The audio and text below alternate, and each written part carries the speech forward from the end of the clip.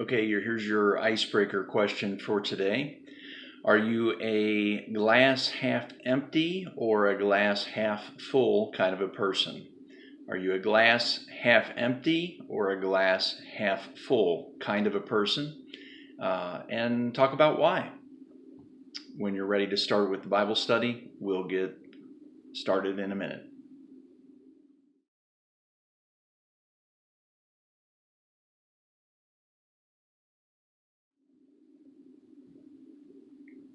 Okay, so we're at a point now where the Apostle Paul is writing to a church in Colossae to people that he's never met, but they have heard the good news of the gospel, and he knows that because Epaphras, one of his students, went and started this church in Colossae and taught them what Paul had taught Epaphras. Now, Paul is writing a letter to encourage that church and the church in Laodicea. And we're trying to understand a little bit about what is most important to Paul as he is writing.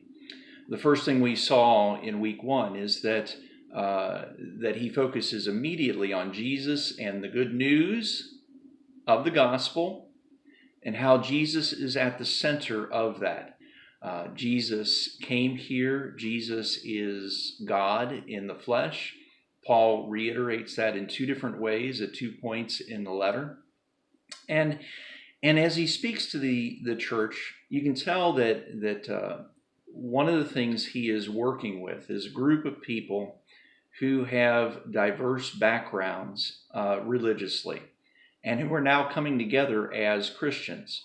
He speaks to them about how the Jewish Christians will bring in things like circumcision and what you're about to read about, festivals that they would celebrate to celebrate God and to draw near to God. And circumcision is about identifying themselves with God. And what we saw last week is that we don't identify ourselves with God through circumcision anymore. We identify ourselves with baptism, which changes quite a few things. It's not just changing the physical aspect of removing flesh versus going down into water, but it also changes the fact that before the selection of I want to walk with God was made by the man for the entire household, but now men and women are making the choice for themselves. Each individual decides whether they want to give their life to God, follow Jesus as their Lord or not. So now you have those kinds of changes that are happening. You also have individuals who do not have a Jewish background, who maybe had household idols that they followed, and now they have accepted Jesus as their Savior and Lord. And we got to figure out, how do you put them all together? How do you put together a picture, a description of God? How do you put together an understanding of what it means to walk with God? Because all of them have their own understandings that they're bringing to the table. And so Paul addresses that and talks about how you should not let somebody else look down on you because of their religious practice that they brought to the table before they became a Christian. It is all about the Christ. It is all about the Messiah. Messiah also means Christ. It's all about Jesus. What did Jesus teach? What is Jesus's description? Jesus is God in the flesh. And so when we get to know Jesus, we are getting to know God. When we walk with Jesus, when we become Christ-like, we are walking together with God. And so read this section where it's talking about different things that different people bring to the table. He even talks about things like worship of angels, which it may be talking about going all the way back to Abraham and Hagar, who was Sarai's handmaiden. Hagar encountered an angel of the Lord who encouraged her. And so he may be talking about people coming from that's a non-Jewish background, but they do date back to Abraham.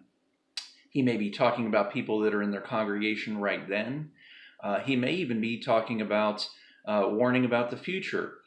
Whenever anybody says, hey, I have a vision from an angel, and now this is what it looks like to walk with God.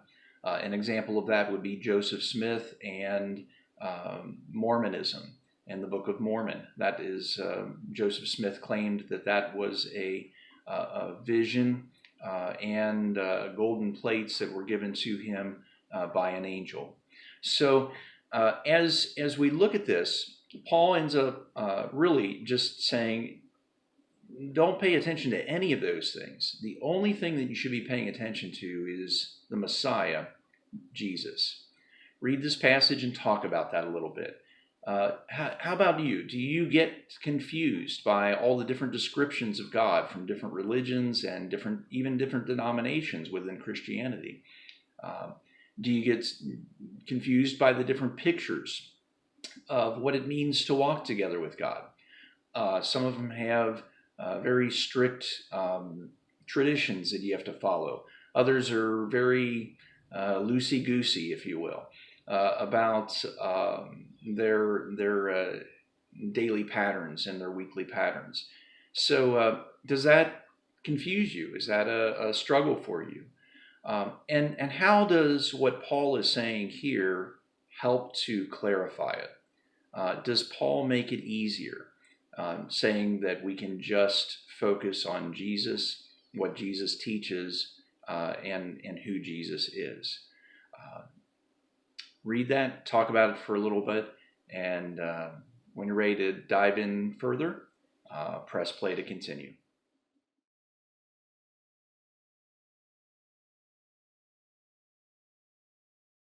The next two sections are actually going to be about the same concept. And that's a concept that I teach in a class at LifeBridge that I call the Bad Box class. And in the class, we cover a lot of things about growing in our walk together with God.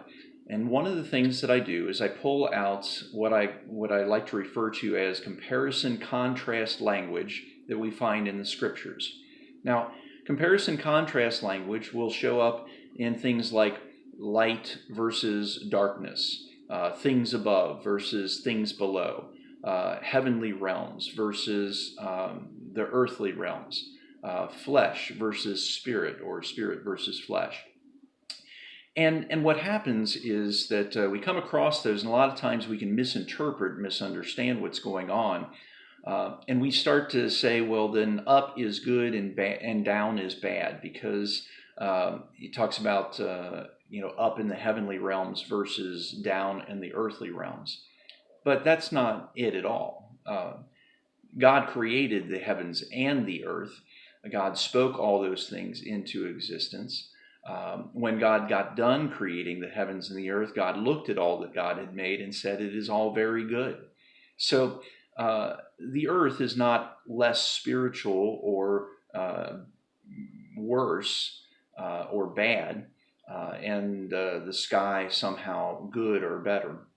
He's setting up a comparison contrast where he's basically saying, okay, I'm going to talk about up being good, and I'm going to give you a list of things that are good, that are of God. And then I'm going to talk about down being bad, and I'm going to give you a list of things that are not of God, that are bad. So this segment right here, and the one we're going to do next, is actually one that I assign to people in the class to go home and read, so that they can identify things that are of God and things that are not of God. And so read this section. It does just one half of the list. It does the comparison, so it does the negative things that are not of God. So read this, and then what I want you to do is just kind of talk about this a little bit. When you think about your walk together with God, when you start thinking about God, in your relationship with God, does your mind tend to go to the negative right away? things that you're supposed to be avoiding, things that you're supposed to not be doing, and you know that you are doing, places where you do know that you're falling short. Does your mind automatically go to the negative? And my question is, why do you think that this is? For many, many people, I find that that's the case. Now, if yours does not automatically go to the negative, share with the group why that is. What is it that you do to keep your mind from going to the negative all the time when you think about your walk with God, so that you can encourage each other in this? So read the passage, talk about the question there, and press play when you're ready to finish up.